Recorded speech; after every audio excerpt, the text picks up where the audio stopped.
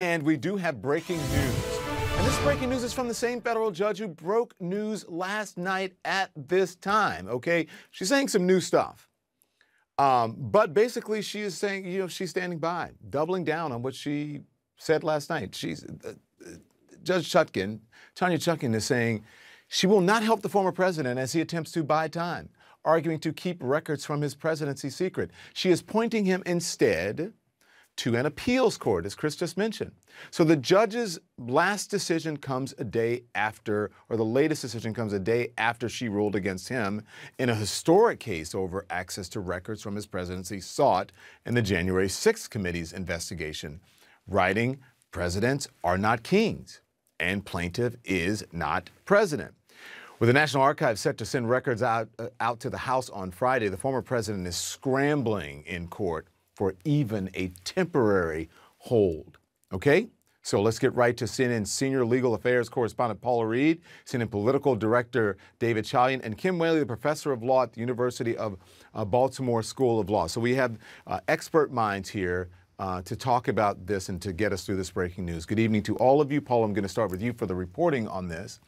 The former president denied again in this executive privilege case. What are you learning?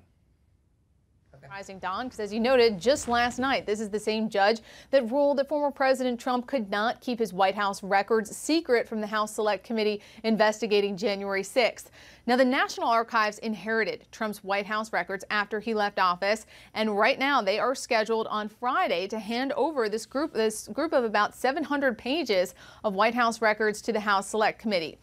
Now, this is supposed to happen on Friday, but Trump and his attorneys, they were asking for that to be delayed while he appeals this. It's not surprising that Judge Chutkan denied that request. Now he will likely go to the appellate court to make the same request, and it would be surprising if they didn't grant it. Yeah, okay, but he's running out of options to delay, right? Well, he's appealing this. I mean, he is appealing this, and I will say, running out of time. It's only one day, but well, this judge believes that he has time. He says, go to the appeals court and try it yourself. Go on. I'm sorry.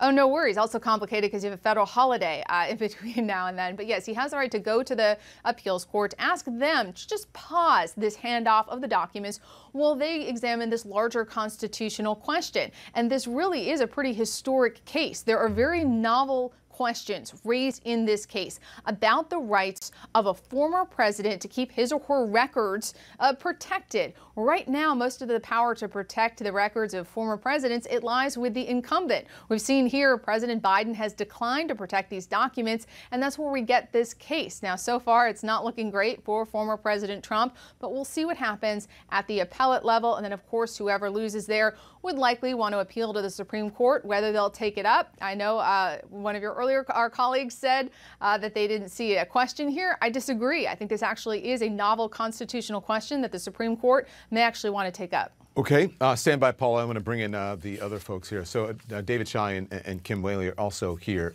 with me. So Kim, give me your reaction to what Judge Chutkan is doing, rejecting this, saying he is trying to buy time, and that she's saying, I'm not going to help you with that.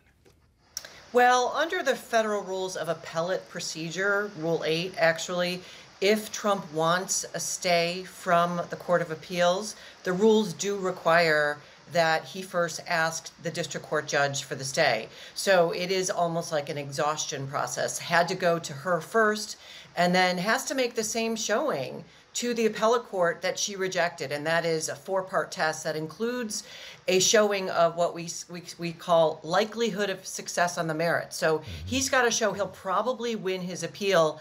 And that is the weakest part in my mind. But I have to agree with Paula on the Supreme Court here as well, because wait, hold on. Before I'm going to let you get to that. But why do you say that's the weakest in your mind? Before you go, that's the weakest in my mind because the Presidential Records Act, under which this lawsuit was brought, is a post-Watergate reform that was specifically designed to bypass President Nixon's attempts to essentially potentially destroy records and maintain records. And the United States Congress said, no, the records belong to the people.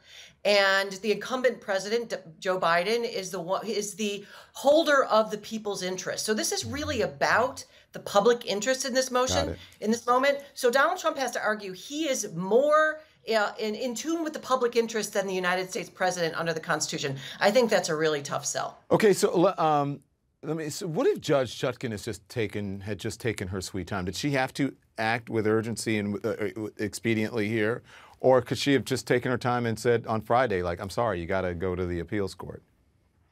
You know, she there's nothing mandating that she do it in any particular amount of time, but she knows what the rules are. She did it in and deference to in deference to the appellate court, and she knows this is all eyes are on this. And I'll tell you, the opinion was relatively brief, but she nailed everything. I mean, it was a very tightly worded, very, very well done opinion. She knows what she's talking about. One more question before I get to David here. So then what are you expecting when Trump gets to the appeals court again, or to the D.C. Circuit Court of Appeals again? What do you expect? Well, you know, I did a little research on this in sort of the legal scholarship field, and it actually is rare to get the state that he wants. It's in less than, in a 2020 study, it was in less than 20% of the cases actually get what he's asking for, but they tend to be a higher percentage if you're asking to stay release of confidential documents. So I do think it's possible that the Court of Appeals is going to say, listen, this is important, we'll issue this day. Alternatively, they could just say, we agree with the lower court,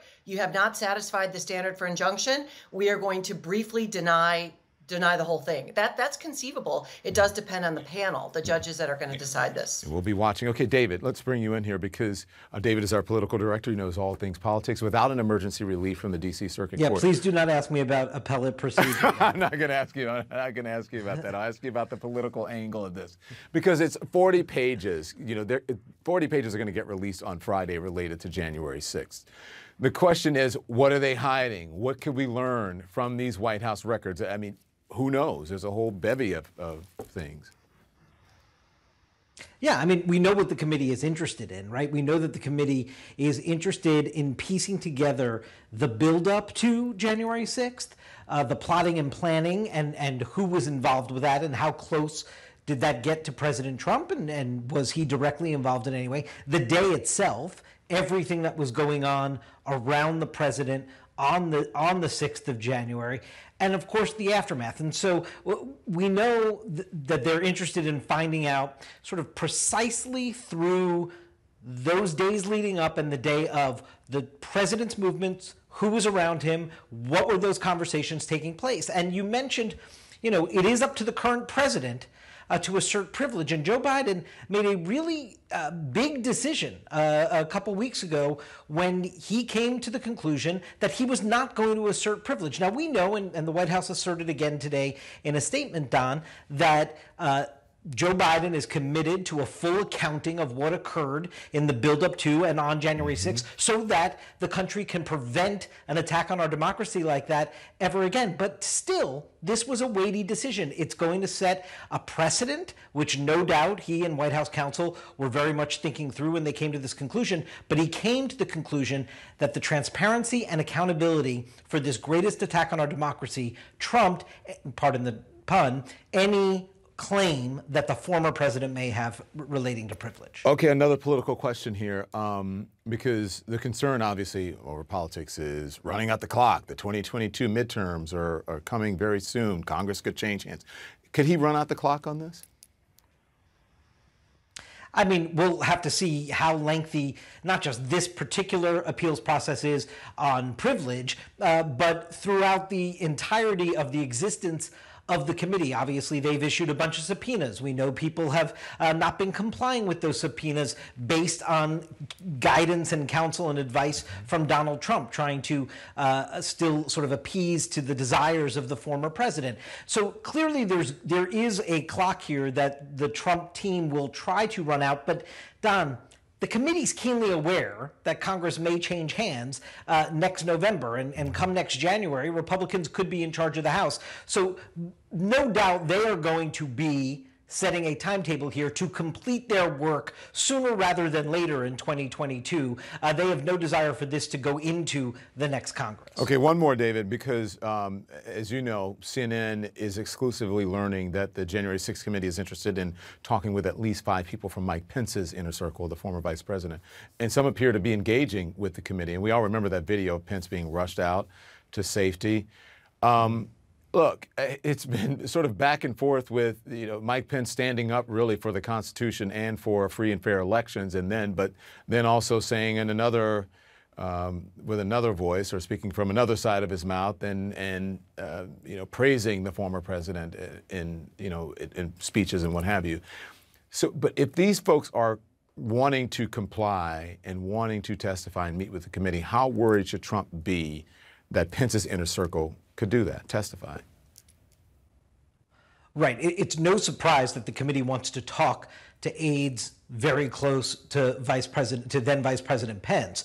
What I thought was so incredible in the reporting that we had today on this was exactly this notion, Don, that there are eager people in Pence world to tell their story. Mm-hmm. Now, it is clear, you mentioned the video of him being ushered out. It is clear that the committee is very interested in the entire pressure campaign on Pence from Trump to illegitimately overturn the election.